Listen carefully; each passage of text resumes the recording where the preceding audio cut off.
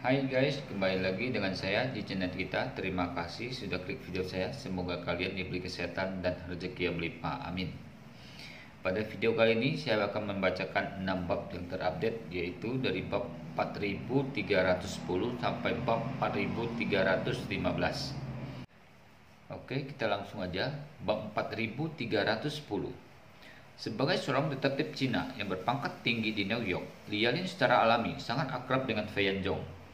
Selain itu, dia juga tahu cerita dari perebutan kekuasaan keluarga Fei sebelumnya. Dan Fei Yanzhong ditangkap oleh putranya Fei Shanghai. Dan dia bahkan mendengar bahwa Fei Shanghai menghabiskan secara diam-diam di mana-mana untuk membeli kepala Fei Yanzhong.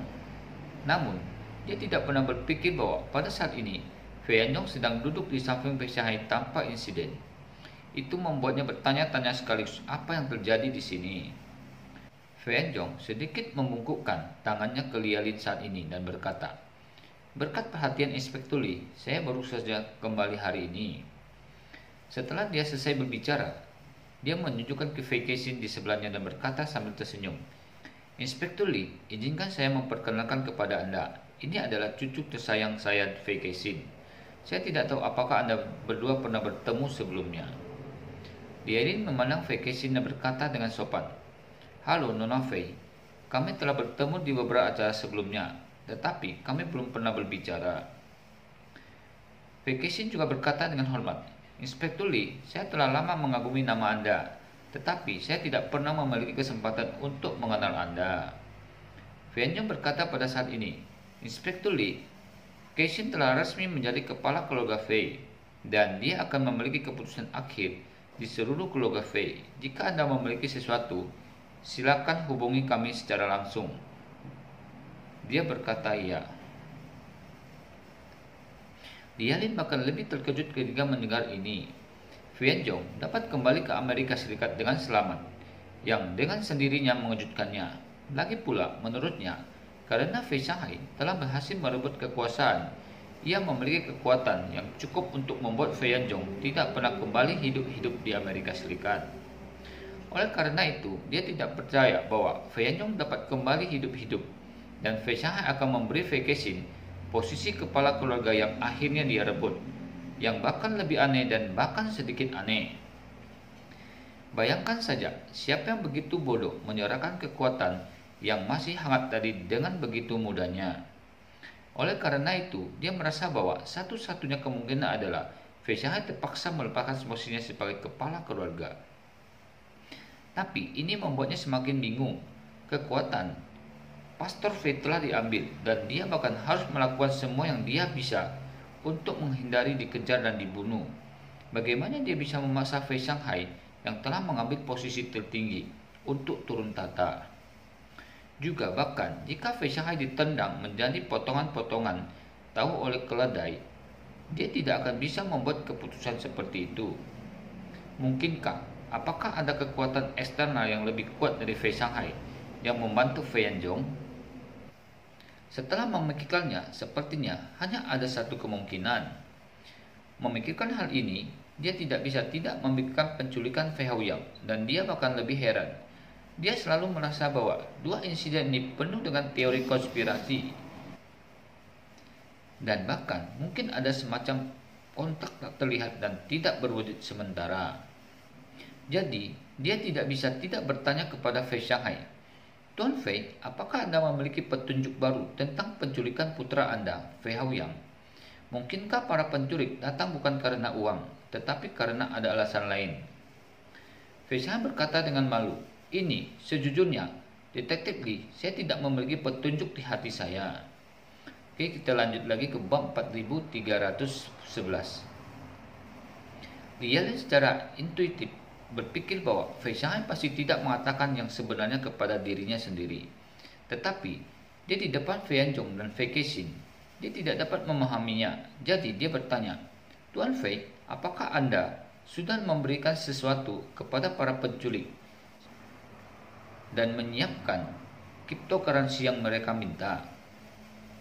Fei Shanghai berkata dengan malu, "Ya, Detektif Li. Sekarang keponakanku Fei Kexin bertanggung jawab atas semua urusan keluarga Fei. Jadi Kamu harus bertanya kepadanya tentang masalah ini. Lialin sedikit mengerjit, menoleh untuk melihat Fei Kexin dan bertanya, Nona Fei, karena Anda adalah kepala keluarga Fei, bagaimana Anda akan menangani penculikan Fei Haoyang? Fei Kexin menghitung waktu, berpikir bahwa Ye Chen harus segera membiarkan orang mempublikasikan video itu terlebih dahulu. Jadi, dia belum bisa mengekspor kekurangan apapun di depan Lialin. Jadi, dia berkata kepada Lialin dengan tatapan tegas, Inspektur Li, meskipun Haoyang sedikit lebih tua dari saya, dia adalah keponakan tertua saya dan putra tertua dari cucu tertua dari keluarga Fei. Tentu, kami akan melakukan yang terbaik. Aku bisa menyelamatkannya jika aku juga berharap polisi bisa sekuat tenaga menyelamatkannya dari para penculik. Lialin tidak tahu apakah kata-kata Fei Kexin tulus, tetapi dia hanya bisa mengatakan dengan serius, polisi neo kami telah melakukan yang terbaik untuk mencari semua petunjuk yang relevan. Tetapi para penculik ini benar-benar terlalu profesional dan dalam waktu yang singkat. Setelah mengatakan itu, Lialin menambahkan, saya berspekulasi sebelumnya bahwa para penculik menculik Fei Haoyang mungkin bukan untuk tebusan. Menurut pendapat saya, serangkaian tindakan penculikan lebih seperti eksekusi publik yang telah lama direncanakan terhadap keluarga Fei. Mereka mungkin telah menangkap beberapa skandal-skandal Tuan Fei dan kemudian dengan sengaja membujuk semua orang untuk mengetahui bahwa dia diculik, dan juga dengan sengaja memimpin opini publik untuk bersimpati dengan Tuan Fei, sehingga mereka akan mengekspos Tuan Fei lagi. Efek promosi pertama dan kemudian menekan, dan dalam hal itu juga akan memiliki dampak negatif yang sangat besar kepada keluarga Fei. Fei Kexin tidak bisa membantu, tetapi sedikit terkejut di dalam hatinya.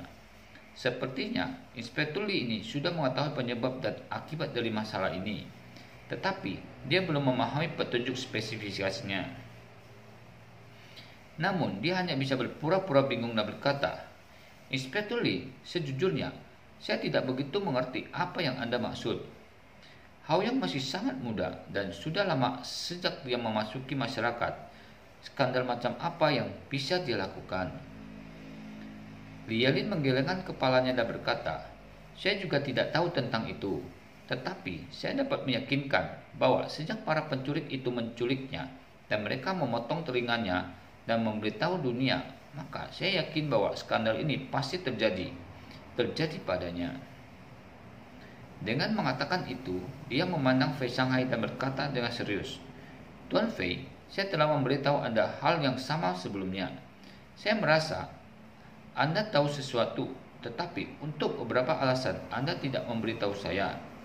Tetapi saya ingin ingatkan Anda, waktu yang tersisa untuk para penculik semakin pendek. Jika para penculik benar-benar terbuka tentang skandal besar Fei Haoyang, tidak hanya reputasi keluarga Fei yang akan didiskreditkan, tetapi polisi juga akan menghadapi dilema. Mungkin pada saat itu, orang-orang tidak akan lagi mendukung kita dalam penyelamatan Fei Haoyang. Jika kita melanjutkan, kita mungkin kehilangan dukungan rakyat. Dan jika kita tidak melanjutkan, kita akan kehilangan martabat kita sebagai seorang polisi. Fei Shanghai berkata dengan malu, Inspektur Li, aku benar-benar tidak tahu. Cucuku, dalam segala hal, semuanya. Berbicara tentang ini, Fei Shanghai agak sulit untuk dikatakan. Di awalnya, ingin mengatakan bahwa cucunya sangat baik dalam segala hal dan tidak akan pernah ada skandal. Namun, dalam benaknya, perilaku binatang buat Fei Haoyang yang tidak manusiawi dalam video itu mau tidak mau muncul, yang membuatnya bahkan tidak memiliki keberanian untuk terus berbohong. Dia merasa bahwa jika dia masih mengatakan bahwa Fei Haoyang sangat baik dalam semua aspek di depan orang lain saat ini, gadis-gadis yang mati di tangan Fei Haoyang masih akan berubah menjadi hantu yang mematikan untuk menemukannya. Melihat dia tiba-tiba menjadi tersandung, Lialin tidak bisa menahan diri untuk bertanya, Tuan Fei, apa yang ingin Anda katakan? Fei Shanghai menghindari matanya dan berkata dengan berani, Aku ingin mengatakan, Haoyang, anak ini benar-benar. kata-kata luar biasa telah mencapai mulut Fei Hao yang saat ini, tetapi dia tidak dapat mengucapkan kata-kata itu bahkan jika dia mati. Tepat ketika dia berjuang dengan dua kata ini, seorang polisi berlari dengan tergesa-gesa dan berkata dengan panik, "Detektif, sesuatu yang besar." Kita lanjut lagi ke bab 4312. Kata-kata polisi itu membuat semua orang termasuk Lialin tanpa sadar mengencangkan hati mereka. Lialin tidak bisa menahan diri untuk mendesak. "Apa yang terjadi? Katakan padaku dengan cepat." Polisi itu berkata dengan ekspresi ngeri, "Ini adalah video. Beberapa orang telah mengekspos banyak video di internet dan konten dari video itu benar-benar mengerikan. Internet telah meledak sepenuhnya."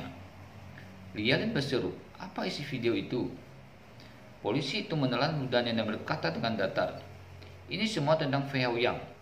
Ini semua tentang dia membunuh semua jenis gadis. Meskipun wajah korban itu telah dikaburkan, tetapi masih dapat ditentukan bahwa ada sedikitnya 20 korban melalui karakteristik identitas lain." "Apa?" Lialin tercengang. Fei Hao Yang terkena skandal besar. Dia sudah siap secara mental untuk itu. Tetapi dia tidak pernah berpikir bahwa skandal itu akan begitu besar. Pada saat ini, bawahannya menyerahkan ponsel dan berkata, "Inspektur Lee, lihat sendiri." Lialin mengambil ponsel dan membuka salah satu secara acak. Setelah menontonnya selama beberapa detik, wajahnya langsung pucat dan dia bergumam, "Ini benar-benar kasus mengejutkan yang belum pernah terlihat sebelumnya." Dia segera bertanya, "Apakah Anda menyelidiki siapa yang melepaskan mereka?" Diperiksa, polisi itu menjawab, "Kami meminta orang-orang untuk memeriksa alamat IP mereka dan ditemukan." Melihat polisi itu ragu-ragu, Lialin segera berteriak dengan marah, "Cepat katakan." Polisi hanya bisa menggigit peluru dan berkata, "Kembalilah ke Inspektur Lee. Alamat IP yang kami temukan ada di sini." Lialin mengerutkan kening dan bertanya, "Apa maksudmu? Apakah pihak lain ada di New York?" "Tidak." Itu menggelengkan kepala, mengulurkan tangannya dan menarik Lialin ke samping dan berkata dengan suara rendah, "Inspektur Lee, pihak lain ada di rumah keluarga Fei." "Bagaimana mungkin?" Lialin melebarkan matanya dan berkata dengan suara rendah, "Video-video ini pasti dikirim oleh orang penculik. Dan penculik itu sangat cerdik dan semua petunjuk disembunyikan dengan sangat hati-hati. Bagaimana mungkin sengaja ditinggalkan celah yang begitu besar?" Lialin tidak tahu bahwa saat ini semua pengawal keluarga Fei telah diganti oleh para prajurit Istana Wandong, dan para prajurit Istana Wandong di bawah perintah Ye Chen tidak repot-repot menggunakan metode peretas apapun sama sekali, dan mereka langsung di Fei pengunggahan dan rilis video disesuaikan dengan jaringan Feijia. Dan polisi itu mengangguk dan berkata, "Saya juga berpikir mereka sengaja menggunakan cara teknik untuk mengubah alamat IP mereka ke alamat IP keluarga Fei." Lialin tidak bisa menahan diri untuk tidak berkata dengan marah, "Tahun berapa sekarang masih ada orang yang ingin menyalahgunakan hukuman mati tanpa pengadilan dan melakukan sesuatu untuk surga? Sekarang bukti ada di tangan, mengapa tidak menyerahkannya langsung kepada polisi?" Polisi itu berkata dengan malu, "Bos, kami berdua orang Cina. Terus terang, apakah Anda benar-benar percaya pada orang yang dikagumi Bai Zhou? Menilai dari apa yang dilakukan Fei Hao yang dalam video, saya akan memberikannya kepada Anda. Dia pasti tidak akan mati jika diserahkan kepada polisi." Dan polisi mengatakan itu, "Mengapa orang-orang marah jika orang seperti itu tidak mati?" Lialin terdiam. Dia hanya merasa bahwa apa yang dilakukan pria misterius di belakangnya telah memberikannya pukulan telak di wajahnya sebagai seorang detektif Cina. Tetapi setelah menenangkan diri dan menganalisis masalah ini, dia juga merasa bahwa Fei Hao yang harus sepenuhnya dimusnahkan dengan cara yang paling primitif. Jika tidak, dengan sumber daya keuangannya, dia dapat menjalankan kehidupan seperti seorang kaisar di bumi di penjara.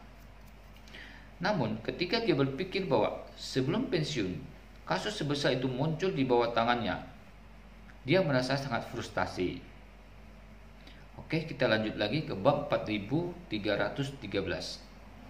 Pada saat ini, bawahannya juga berkata dengan sedikit sedih, "Bos, saya benar-benar tidak mengerti. Mereka telah membunuh begitu banyak orang.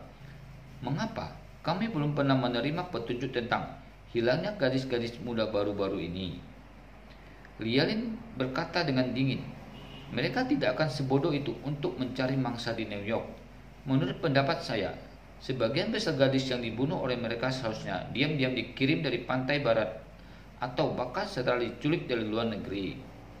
Berbicara tentang ini, Lialin tiba-tiba teringat sesuatu dan berkata, "Begitu alasan mengapa mereka tidak terdeteksi begitu lama dan melakukan kejahatan berkali-kali adalah karena mereka tidak pernah melalui dari pihak mereka. Tetapi kali ini, Fei Hao yang telah membuat kesalahan fatal." Bawahannya dengan cepat bertanya, "Bos, apa kesalahan fatalnya?" Lialin berseru, "Ini Gu Qiugi." Gu Qiugi. Bawahannya berseru, "Bintang besar itu." "Itu benar." Lialin mengangguk dan berkata, "Saya selalu merasa bahwa penculikan Fei Hao yang memiliki sesuatu yang salah dari awal hingga akhir. Sekarang tampaknya itu karena mengarahkan pandangannya kepada Gu Qiugi. Itu sebabnya dia menyebabkan bencananya sendiri." Bawahan tidak bisa tidak bertanya, "Bos, apa maksudmu? Orang-orang di sekitar Gu Qiugi melakukan ini?" Lialin sedikit mengerit dan berkata, "Pada malam Fei Hao yang menghilang, saya bertemu Gu Qiugi di Hotel Wang Fu. Saya merasa bahwa dia adalah seorang gadis muda dan dia tidak tampak seperti seorang dengan kemampuan seperti itu." Setelah berbicara, Lialin berkata lagi, "Gu Qiugi ini, meskipun kondisi keluarganya juga sangat baik, tetapi dibandingkan dengan keluarga Fei, itu tidak sedikit lebih buruk." Bawahan itu mengangguk ringan dan berkata, "Jika kamu mengatakan itu seharusnya tidak ada hubungannya dengan dia. Bagaimanapun, dia adalah pendatang baru.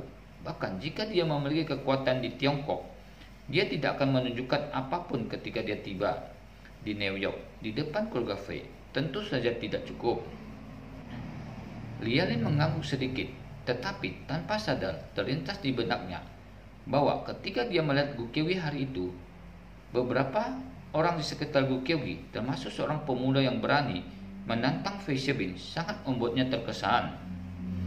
Dia tidak bisa menahan diri untuk berpikir, apakah identitas pemuda itu? Jika dia tahu identitas Fei Xiaobin, mengapa dia berani bersikap kasar kepada Fei Xiaobin? Apakah masalah ini ada hubungannya dengan dia? Tetapi memikirkannya dengan hati-hati, dia selalu merasa bahwa ada sesuatu yang salah.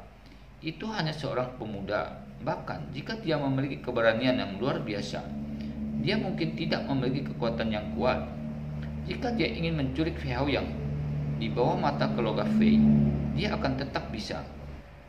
Tidak cukup hanya punya nyali untuk membuat semua yang dia rencanakan. Selain itu, lelaki tua dan wanita tua dari keluarga Fei tiba-tiba kembali dengan selamat. Bukankah hanya mereka tidak dibunuh oleh anak buah Fei Shanghai, tetapi Fei Kexin tiba-tiba kembali, juga sangat aneh menjadi pemilik baru di rumah itu.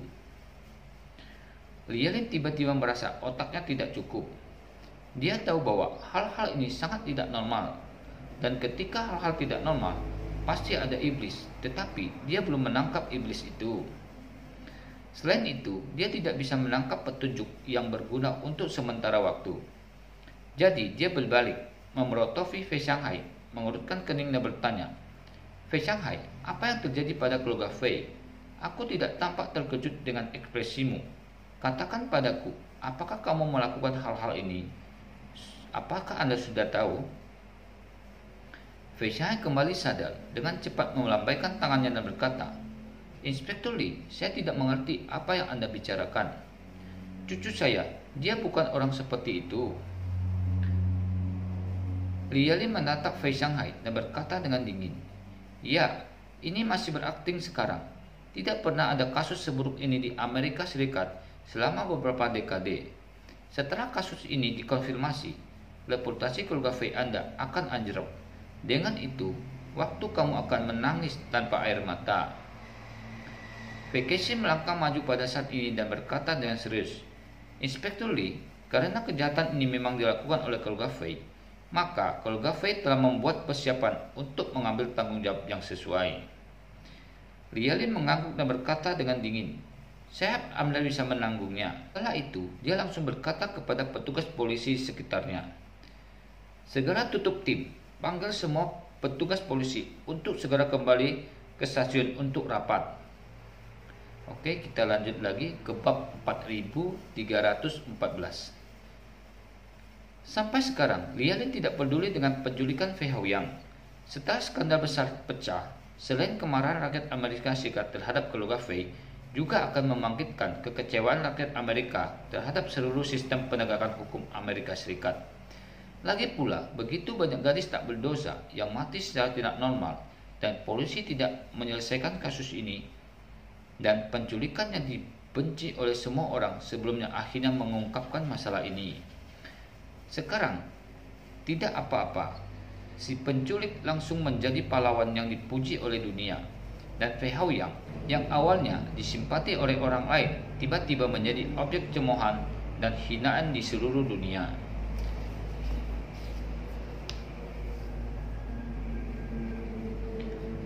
Selain keluarga Fei, polisi New York juga mengalami penurunan reputasi. Karena itu, Lialin harus mempelajari situasi saat ini dengan para pemimpin dan rekan-rekannya dan menemukan cara untuk sedikit menyelamatkan muka polisi New York. Dalam perjalanan kembali ke kantor polisi dengan mobil, Lialin kesal berpikir bahwa begitu banyak petunjuk yang selalu tidak jelas. Jadi, dia berencana untuk menelepon teman lamanya, An Chong Kyu. Bagi Lialin, An Chong Kyu bukan hanya saudara baiknya selama bertahun-tahun, tetapi juga guru dan teman yang baik. Dia pemarah, sementara An Chong Kyu relatif ringan. Jadi, keduanya tidak hanya rukun, tetapi kuncinya adalah mengembangkan kepemikiran satu sama lain. Dalam obrolan sebelumnya antara keduanya, Anda dan saya berspekulasi bahwa seseorang akan secara terbuka mengeksekusi keluarga Fei, dan sekarang telah menjadi kenyataan. Jadi, Lialin juga ingin mengobrol dengan An Chong Kyu tentang perubahan mendadak di depannya untuk melihat jika dia memiliki cara untuk berpikir yang berbeda. Namun, dia juga merasa sudah sangat terlambat sekarang sehingga agak ceroboh untuk menelpon lagi. Belum lagi, dia tidak tahu apakah lelaki tua dari keluarga Fei An itu selamat. Pada saat ini, jika dia meletakkan telepon lagi dan melepaskan. Hanya saja, dia tidak tahu bahwa saat ini keluarga An sedang mengobrol hangat di sekitar Gu Kyogi. Wanita tua itu mengambil tangan Gu Kyogi dan tidak membiarkannya pergi dalam semalam. Bibi Ye Chen serta beberapa bibi juga mengepung Gu Kyogi, tidak peduli bagaimana dia menyukainya.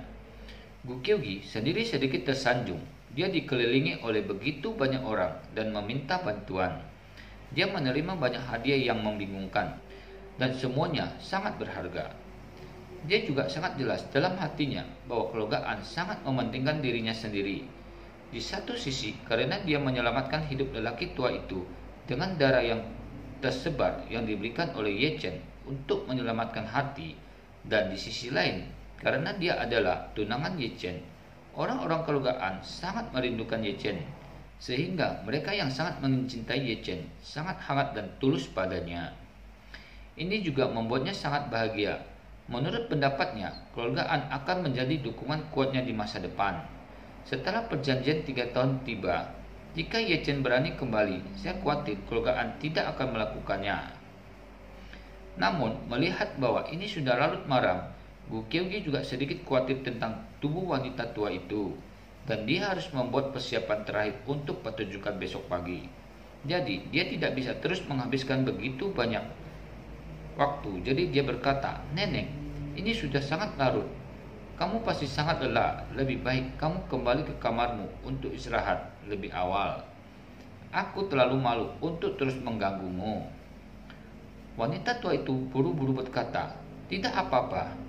Nenek tidak lelah sama sekali. Masalah hati terbesar saya selama bertahun-tahun adalah saya tidak dapat menemukan cucu tertua saya. Saya khawatir saya tidak akan memiliki kesempatan untuk melihatnya lagi dalam kehidupan ini. Tetapi Anda datang hari ini. Penyakit jantung saya ini sudah setengah hilang dan sudah terlambat bagi nenek saya untuk bahagia." Gu Kyogi mengangguk dan berkata dengan serius, Jangan khawatir nenek, jika saya punya waktu, saya pasti akan sering mengunjungi Anda dan kakek. Saat dia berbicara, dia melanjutkan dengan malu, Nenek, hari ini sangat larut. Saya harus melakukan latihan terakhir untuk pertunjukan besok pagi. Dan saya harus terbang kembali ke New York hampir sekarang. Tidur siang di jalan dan tiba. Sudah hampir subuh. Kita lanjut lagi ke bab 4315. Lalu pada saat itulah wanita tua itu mengerti bahwa Gu Kyogi masih mempunyai urusannya sendiri untuk disibukkan. Jadi dia buru-buru berkata, Oh, nenek lalai, aku tidak berpikir bahwa kamu masih memiliki sesuatu untuk dilakukan. Setelah itu, dia buru-buru berkata kepada putra sulungnya, An Chongqiu, Chongqiu, kamu pergi untuk mengatur penerbangan, dan Yoyo dan aku akan menemani Nan ke New York. Kami akan berada di sana untuk mendukungnya ketika dia berada di konser. An Chongqiu mengangguk dan berkata, kalau begitu, aku akan mengaturnya. Ketika Gu Kyogi mendengar ini, dia langsung marah. Dia tidak berani membiarkan wanita tua itu dan bibinya Ye Chen pergi ke konsernya bersama.